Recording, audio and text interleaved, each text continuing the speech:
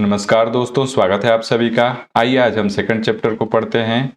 आप second chapter का नाम यहाँ पे देख रहे हैं, हमारी पृथ्वी के अंदर, है ना।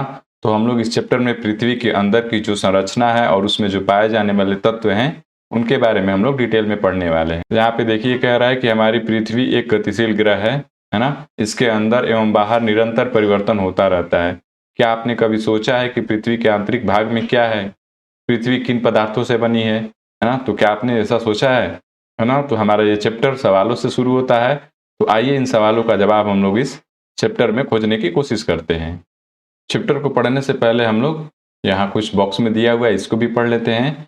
विश्व की सबसे गहरी खान दक्षिण अफ्रीका में स्थित है तथा इसकी गहराई लगभग 4 किलोमीटर है।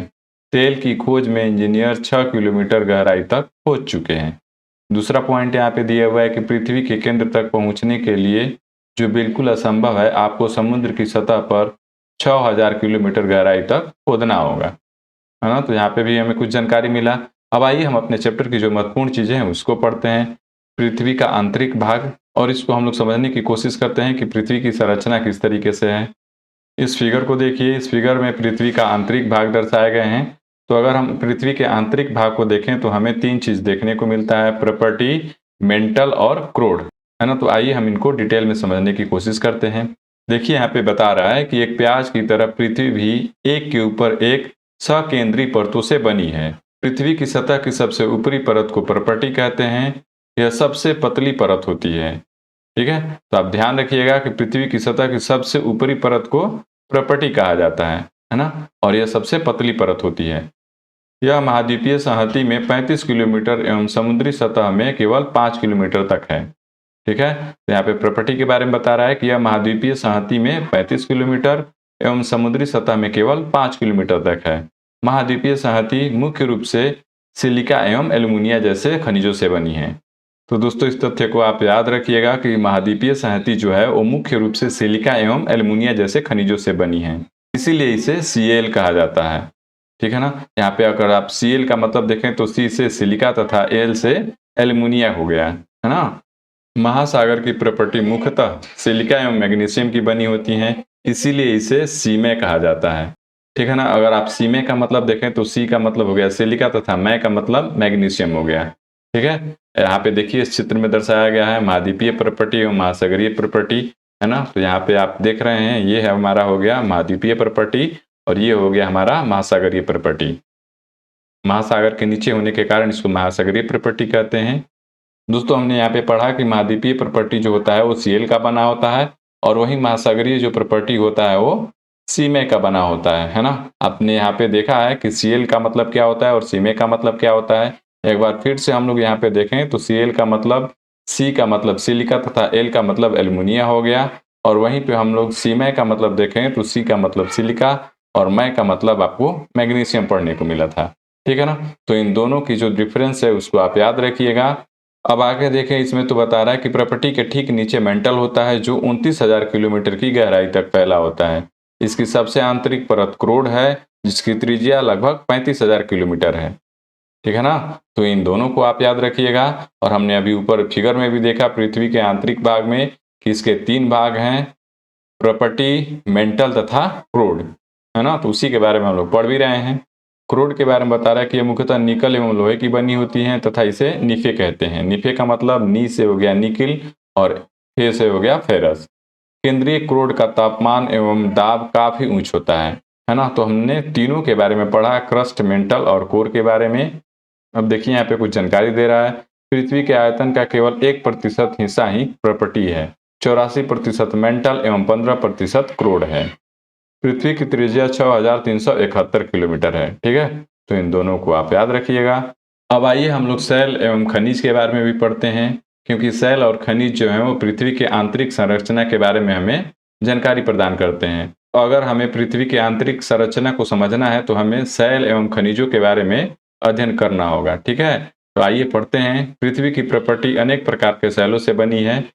पृथ्वी की प्रॉपर्टी बनाने वाले खनिज पदार्थ के किसी भी प्राकृतिक पिंड को सेल कहते हैं। सेल विभिन्न रंग, आकार एवं गठन की हो सकती हैं। मुख्य रूप से सेल 3 प्रकार की होती हैं, आग्नेय जिसको इग्निशियस रॉक बोलते हैं, दूसरा अवसादी और तीसरा कायांतरित। ना। तो इन 3 प्रकार के सेल हमें देखने को मिल रहे हैं, अग्नेय सेल, अवसादी सेल एवं कायांतरित सेल। इनको इंग्लिश में हम लोग इग्नियस रॉक, सेडिमेंट्री रॉक तथा मेटामॉर्फिक रॉक बोलते हैं। अब आइए इन तीनों के बारे में हम लोग थोड़ी और जानकारी लेते हैं और पढ़ते हैं उनके बारे में। द्रवित मैग्मा ठंडा होकर ठोस हो जाता है, इस प्रकार बने सेल को अग्नेय सेल कहते हैं। तो आपने देखा कि किस प्रकार से अग्नेय सेल बनते हैं। जब द्रवित मैग्मा ठंडा होकर के ठोस बन जाता है तो अग्नेय सेल कहलाता है। इसे प्राथमिक सेल भी कहते हैं। अग्नेय सेल 2 प्रकार की होती हैं, अंतर्भेदी एवं बहिर्भेदी सेल। क्या आप ज्वालामुखी से निकलने वाले लावा की कल्पना कर सकते हैं? वास्तव में आग की तरह लाल द्रवित मैग्मा ही लावा है जो पृथ्वी के आंतरिक भाग से निकलकर सतह पर आता है। जब द्रवित लावा पृथ्वी की सतह पर आता है, यह तेजी से ठंडा होकर ठोस बन जाता है। प्रॉपर्टी पर इस प्रकार से बने सेल को बहिर्भेदी अग्नेय सेल कहते हैं। इनकी संरचना बहुत महीन दानों वाली होती है। उदाहरण के लिए बेसाल्ट, है ना। तो बेसाल्ट जो है वो अग्नेय सेल का एक उदाहरण है। दक्कन पठार बेसाल्ट सेलों से ही बना है ना। तो जो हमारा दक्कन का पठार है वो बेसाल्ट सेलों से बना है। द्रवित मैग्मा कभी कभी भूप्रपट्टी के अंदर गहराई में ही ठंडा हो जाता है। इस प्रकार बने ठोस सेलों को अंतर्भेदी अग्नेय सेल कहते हैं। धीरे धीरे ठंडा होने के कारण ये बड़े दानों के रूप ले लेते हैं। ग्रेनाइट ऐसे ही सेल का एक उदाहरण है ना। तो आपने दोनों प्रकार के सेल के उदाहरण देखे। बहिर्भेदी अग्नेय सेल का उदाहरण आपको यहाँ पे बेसाल्ट देखने को मिल गया और वहीं पे अंतर्भेदी अग्नेय सेल का उदाहरण आपको यहाँ पे ग्रेनाइट देखने को मिल गया। ठीक है ना। अगर इनके बारे में हम लोग बात करें तो बेसाल्ट सेल जो होते हैं उनके दाने महीन होते हैं और वहीं पे ग्रेनाइट के जो दाने होते हैं वो थोड़े बड़े दाने होते हैं। लई मसालों तथा दानों का चूर्ण बनाने के लिए जिन आकर्षण पत्थरों का उपयोग होता है वे ग्रेनाइट के बने होते हैं। सेल लुढ़क कर, चटक कर तथा एक दूसरे से टकराकर छोटे छोटे टुकड़ों में टूट जाती हैं। इस छोटे टुकड़े को अवसाद कहते हैं। ये अवसाद हवा, जल आदि के द्वारा एक स्थान से दूसरे स्थान पर पहुंचकर जमा कर दिए जाते हैं। ये अदृढ़ अवसाद दबकर एवं कठोर होकर सेल की परत बनाते हैं। इस प्रकार की सेल को अवसादी सेल कहते हैं। ठीक है। तो आपने यहाँ पे देखा कि अवसादी सेल किस तरीके से बनते हैं। यहाँ पे उदाहरण भी दे रहा है कि उदाहरण के लिए बलुआ पत्थर रेत के दानों से बनता है। इन सेलों में पौधों, जानवरों एवं अन्य सूक्ष्म जीवाणुओं जो कभी इन सेलों में रहते हैं के जीवाश्म भी हो सकते हैं, है ना। तो अभी हमने ऊपर अग्नेय सेलों के बारे में पढ़ा। तो अग्नेय सेल में हमें जीवाश्म देखने को नहीं मिलते हैं। वहीं आपको अवसाद जो सेल होते हैं, अवसादी सेल में हमें जीवाश्म देखने को मिलते हैं। तो इसे आप जरूर याद रखिएगा कि अवसादी सेल में हमें जीवाश्म देखने को मिलते हैं और अग्नेय सेल में हमें जीवाश्म देखने को नहीं मिलते हैं।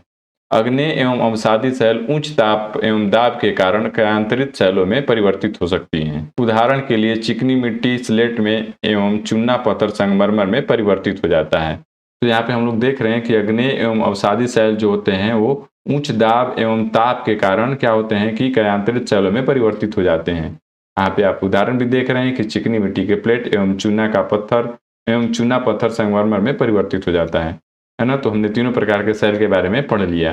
अब देखिए यहाँ पे जीवाश्म के बारे में बता रहे हैं कि जीवाश्म क्या होते हैं। सेलों की परतों में दबे मृत पौधे एवं जंतुओं के अवशेषों को जीवाश्म कहते हैं। दोस्तों यहाँ पे देखिए लाल किला लाल बलुआ पत्थर से बना है, वहीं ताजमहल जो है वो सफेद संगमरमर से बना है। आगे कह रहा है इसमें कि आपको जानकर यह आश्चर्य होगा कि किसी निश्चित दशाओं में एक प्रकार की सेल चक्रीय तरीके से एक दूसरे में परिवर्तित हो जाते हैं। एक सेल से दूसरे सेल में परिवर्तन होने की इस प्रक्रिया को सेल चक्र कहते हैं। तो सेल चक्र क्या होता है? एक सेल से दूसरे सेल में परिवर्तन होने की प्रक्रिया को हम लोग सेल चक्र कहते हैं। आप जानते हैं कि द्रवित मैग्मा ठंडा होकर अग्नेय सेल बन जाता है। ये अग्नेय सेल छोटे छोटे टुकड़े में टूटकर एक स्थान से दूसरे स्थान पर स्थानांतरित होकर अवसादी सेल का निर्माण करते हैं तथा ताप एवं दाब के कारण ये अग्नेय एवं अवसादी सेल कायांतरित सेल में बदल जाते हैं, है ना। तो ये सारी चीजें हमने ऊपर पढ़ी। अत्यधिक ताप एवं दाब के कारण कायांतरित सेल पुनः पिघलकर द्रवित मैग्मा बन जाती हैं। यह द्रवित मैग्मा पुनः ठंडा होकर अग्नेय सेल में परिवर्तित हो जाता है ना। तो इस प्रकार से हम देखते हैं कि सेल चक्र चलता रहता है। आप इस फिगर के थ्रू भी सेल चक्र को समझ सकते हैं कि मैग्मा जब बाहर निकलता है और ठंडा होकर अग्नेय सेल बनाता है और अग्नेय सेल के जो टुकड़े होते हैं वो एक जगह स्थानांतरित होकर के अवसाद सेल बनाते हैं। उसके बाद जो अवसादी सेल होता है वो उच्च दाब एवं ताप के कारण क्या होता है कि कायांतरित सेल में बदल जाता है। कायांतरित सेल फिर क्या होते हैं कि टूट करके एवं पुनः पिघल करके फिर मैग्मा में परिवर्तित हो जाते हैं और मैग्मा फिर क्या होता है कि बाहर निकलकर या ठंडा होकर के अग्नेय शैल बनता है। तो इस प्रकार से ये शैल चक्र चलता रहता है। शैल विभिन्न खनिजों से बनी होती हैं। खनिज प्राकृतिक रूप से पाए जाने वाले पदार्थ हैं जिनका निश्चित भौतिक गुणधर्म एवं निश्चित रासायनिक मिश्रण होता है। खनिज मानव जाति के लिए बहुत महत्वपूर्ण है। कुछ का उपयोग ईंधन की तरह होता है, जैसे कोयला, प्राकृतिक गैस एवं पेट्रोलियम। इनका उपयोग उद्योगों, औषधि एवं उर्वरक में भी होता है, जैसे लोहा, अल्युमिनियम, सोना, यूरेनियम आदि। है ना। तो इस चैप्टर की ये सारी चीजें महत्वपूर्ण थी जिनके बारे में हम लोग ने पढ़ लिया। ठीक है। तो दोस्तों ये चैप्टर हमारा यहीं पे समाप्त होता है। हम लोग मिलते हैं नेक्स्ट चैप्टर में। तब तक के लिए आपका बहुत बहुत धन्यवाद।